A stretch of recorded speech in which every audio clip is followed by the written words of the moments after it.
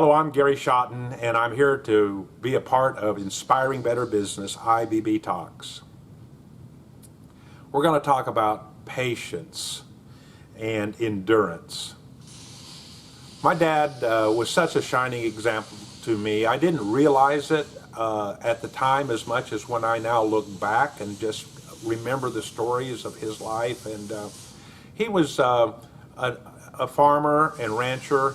And he moved, one of the most amazing things he did was move from a very fertile area in the state of Kansas to a much more dry and less productive area where the land was not producing the crops in southeastern Colorado in the United States. And he was an example of patience and endurance. It was 20 years after he moved there before he could buy his first piece of land. He worked for somebody else, not as an employee. He didn't ever get a paycheck, but it's called sharecropping, and he got only the percentage of the cash crop that was raised on the ground that was owned by somebody else. And he tried to own it, and he tried to buy it, and it was the landowner didn't want to let him have it, and then the bank wasn't favorable, and he had to just continue to plug away and continue to add land and equipment and tractors until the point he was really a fairly large operator, and the banks and everything fell into place. But there was rainstorms that went on the neighbors and didn't rain on our ground. You see, our ground had no fertilization and no irrigation. And so we're totally dependent upon natural rainfall in what would be considered a very dry and arid part of the land, just marginally enough moisture. The soil was all right, it just didn't have the moisture. Just to give an example, on good irrigated ground with water and fertilizer, you could expect between 120 to 150 bushels per acre on a harvest because you water it and fertilize it. We averaged 20 bushels per acre, but there was years on years upon years, 2 or 3 years in a row, there was no crop, none, no income from the land, but he had income from the cattle. He had other ways of constantly being patient but enduring to the end. Now, when you're looking at your life and into your situations, you're going to have to come to grips that this doesn't happen automatically on a straight line up from the left to the right. You know, sometimes you graph something and you think, wow, when you have on the bottom you have time, and on the left-hand side of a graph you have your levels of income or prosperity, and you're thinking, man, this is just going straight up to the right because I'm love the Lord, or I'm doing the right things, I'm working hard. It doesn't usually work that way. In fact, it doesn't work that way. It's more like up some years, down another year, up another year, up a couple of years in a row, and then down, a little heartache in there. In patience and endurance is part of the quality of an entrepreneur that has truly started from ground floor with no financial backing, and that's where most of you are. And you've got to recognize that you're not being punished. You have to be willing to last out to the end and not quit.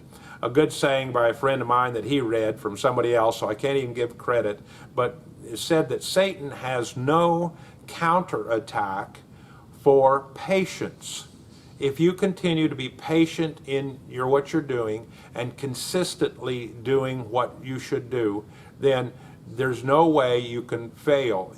Only thing you can do is quit, and you're not going to fail. And if you hold on and you continue plugging away, and yeah, there's going to be bursts of encouragement. And so I'm not talking about just, driving it into the ground so that you have no success, but you're going to have some success with God's help. Now I'm going to read a scripture verse here that's going to be kind of puts it in place, and I'm going to talk about the fact that right here in the middle of August, when we have the coronavirus and COVID-19, and I'm having to practice patience, endurance right now.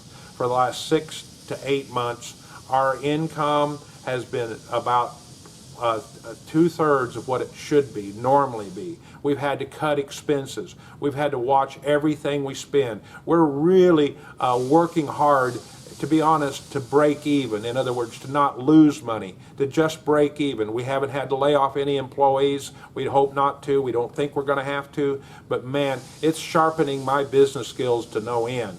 Here's the verse in Hebrews chapter Hebrews chapter 6, verse 13. And it says here that it's talking about Abraham, and I'm going to go back to 13. It says, for when God made a promise to Abraham, he's made a promise to you. He made a promise to Abraham, and that was a promise to have wealth and have an abundance and have a family. He wasn't able to have a family early on of his own, him and Sarah, because he could swear to no one greater. So God made a promise to Abraham because he, God, could swear to no one greater than to himself. He swore to himself, saying, surely blessing I will bless you, and multiplying I will multiply you. And here's where I'm getting at. And so, this is talking about Abraham, after he had patiently endured, he obtained the promise. You know, if that's true for Abraham in God's kingdom, I think maybe we might be in the same boat. And don't forget, you are going to learn things during all of this period of endurance and patience if you'll take note, if you'll make an attempt to learn, if you'll see it as part of your training. Here's 4 things that I think you should watch at. And so as all things are looking bad or it's not working like you want, don't panic. I have a complete teaching on that. Just don't panic. You're not going to do any good if you're frazzled in your mind. Number 2, continue with solid business principles. We had an opportunity here that the government gave us a large sum of money to make it through this pandemic, and I appreciate that. But some people blew that money and didn't use it wisely. I don't care how much money I have in reserve or in the bank, I follow solid business principles. Continue step by step by step. 3, surround yourself with like-minded people, positive people. You have no business running around with people that are saying, wow, there's no way we're going to make it. Wow, did you hear that on the news report? By the way, cut out a lot of that news that's bad. Find something that's good to listen to, because what you hear, you're going to take in, and you're going to start saying that. And that's the last one. Watch what you say. Don't start saying, oh, there's no way this is going to work out. No, it doesn't look good right now. And the reality is I'm a little tight on cash, but I know that my God is more than enough. I know He'll give me wisdom to deal with this. I know and sometimes you don't say anything. You just keep your mouth shut. So I hope this helps. I hope you're a part of when it kind of gets tough, patience and endurance will help see you through.